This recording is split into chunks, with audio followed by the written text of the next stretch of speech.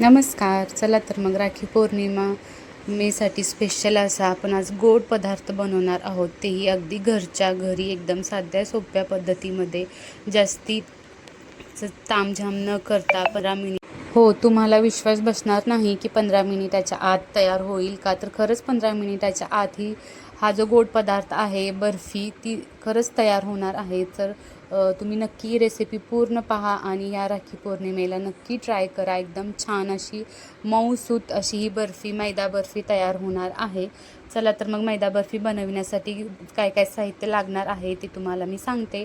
आणि हे साहित्य नेहमी आपल्या घरी अवेलेबल असतात. थोडंफार साहित्य म्हणजे कमी जास्त असलं तरी चालतं, पण याच्यासाठी जे साहित्य आहे ते पुढील प्रमाणे आहे. इथं मी 1 वाटी मैदा घेतलेला आहे.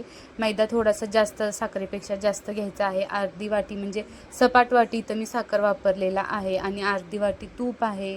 त्याचबरोबर वेलचीची पूड आहे आणि सजावटीसाठी थोडेफार मी ड्रायफ्रूट्स वापरलेला आहे.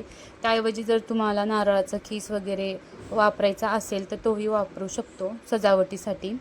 तर इकडे हे साहित्य आहे अगदी मोजक्या साहित्यामध्ये आणि एकदम परफेक्ट आणि एकदम छान अशी इकडं मैदा बर्फी जी आहे ते तयार होणार आहे.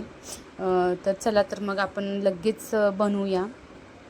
इथं आता कढई मी घेतलेली आहे. कढई थोडंसं गरम केलेलं आहे आणि त्याच्यामध्ये अर्धी वाटी आपण म्हणजे जितकं तूप घेतलं आहे त्याच्यापेक्षा थोडं थोडं तूप वापरत जायचं आहे. एकदम जरी तूप टाकलं तरी ते जास्त म्हणजे हे होईल, जास्त तुपकट होईल. त्यामुळं थोडं थोडं तूप वापरायचं आहे. इथं मी आता तूप थोडंसं गरम झालेलं आहे, त्यामध्ये लगेच मैदा टाकून घेते आणि छान असं मैदा आपल्याला खमंग भाजायचा आहे. मैदा भाजण्यासाठी अजिबात वेळ लागत नाही. तूप जर जास्त असेल तर 5 मिनिटाच्या आत असं छान खमंग एकदम सुंदर असा मैदा इकडं आपला भाजून तयार होणार आहे.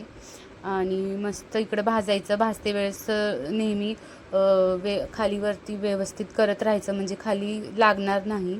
जर हा मैदा खाली चिटकला तर सर्व चव जाईल बर्फीची. म्हणून छान असं आपल्याला मिक्स करून हा जो मैदा आहे तो भाजायचा आहे. आणि मैदा भाजण्यासाठी 5 मिनिटाचाच वेळ लागतो. तर इथं छान असं तूप थोडंसं मी अजून घालून घेते, तूप कमी वाटत होतं म्हणून. आणि परत आपल्याला भाजून घ्यायचा आहे. तर मैदा भाजल्यानंतर कलरही खूप सुंदर आलेला आहे. छान असं मैदा आपल्याला आता अजून थोडा वेळ याला जोपर्यंत तूप सुटत नाही तोपर्यंत आपल्याला भाजून घ्यायचं आहे. आणि थोडंसं छान व्यवस्थित असं मिक्स करत राहिलं की तूपही लगेच सुटतं, पाहू शकता हळूहळू. आता तूप जे आहे, मैदा छान भाजलेला आहे आणि तूप थोडं थोडं सुटत आहे, पाहू शकता. छान असं परत आपल्याला हे छान मिक्स करून भाजून घ्यायचं आहे.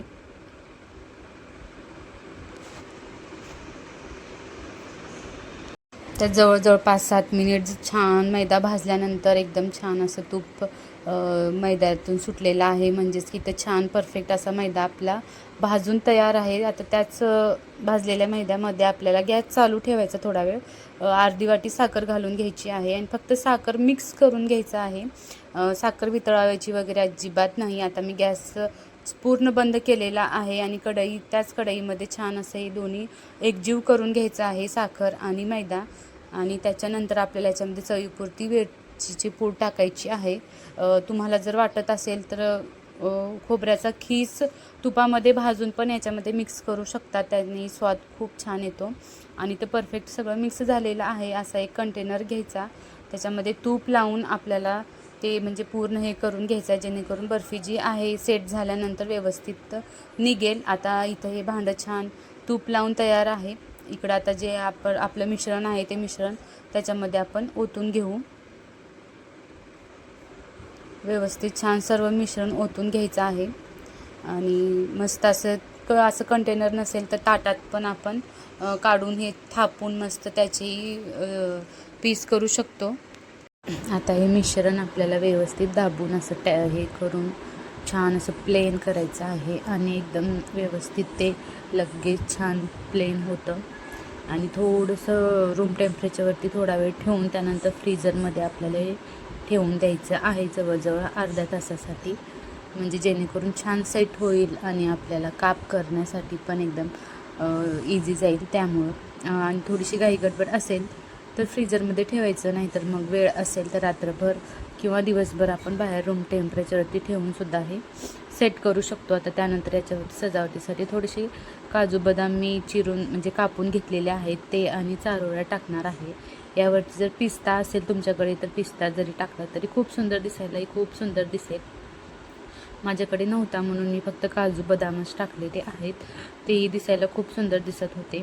आणि असं सर्व व्यवस्थित छान पसरवून थोडंसं त्यालाही आपण म्हणजे जे ड्रायफ्रूट्स टाकले आहेत त्यालाही थोडंसं हाताने प्रेस करून घ्यायचं, म्हणजे ते गळून पडणार नाहीत.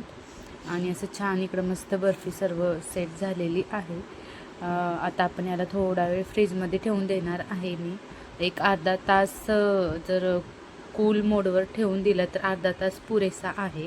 आणि त्यानंतर आता आपण पाहू शकता बर्फी आपली एकदम परफेक्ट सेट झालेली आहे. आणि चला तर मग मी तुम्हाला याचे कापही करून दाखवते आणि इझी एकदम व्यवस्थित चारी बाजूनेही सुटते बर्फी. छान आपल्याला हे करून घ्यायचं आहे. थोडंसं चाकूने कडा ज्या आहेत त्या आपल्याला सोडून घ्यायच्या आहेत आणि छान असं आपल्याला चौकोनी व्यवस्थित छान हव्या त्या आकारात आपण ही बर्फी कट करू शकतो. आता हे एका मोठ्या भांड्यामध्ये आपल्याला पलटी करून घ्यायचं आहे आणि कडा छान सोडून झाल्यामुळे एकदम मस्त ही अशी बर्फी आपली कडा सोडून झाल्यामुळे एकदम छान व्यवस्थित अशी निघते ही बर्फी. थोडासा प्रेस करायचा आणि पाहू शकता एकदम मस्त असं अजिबात न तुटता ती त्या आपल्या भांड्यामधून बाहेर आलेली आहे. आणि आता याचे छान व्यवस्थित काप करून घ्यायचे आणि मस्त राखी पौर्णिमेसाठी स्पेशल अशी बर्फी घरच्या घरी अगदी कमी साहित्यात आणि कमी वेळेमध्ये तयार झालेली आहे.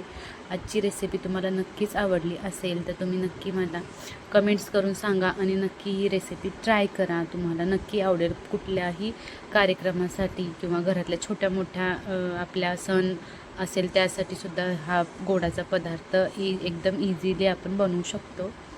तर असे छान पीसही झालेले आहेत. एकदम मस्त अशी बर्फी इकडे तयार झालेली आहे. पाहू शकता एकदम मऊ छान तोंडात टाकताच विरघळेल अशी ही बर्फी इकडे तयार झालेली आहे. चला तर मग तुम्ही नक्की बनवा आणि राखी पौर्णिमेच्या तुम्हा सर्वांना खूप खूप शुभेच्छा. भेटूया नेक्स्ट व्हिडिओमध्ये अशाच नवीन रेसिपीसह. तोपर्यंत बाय.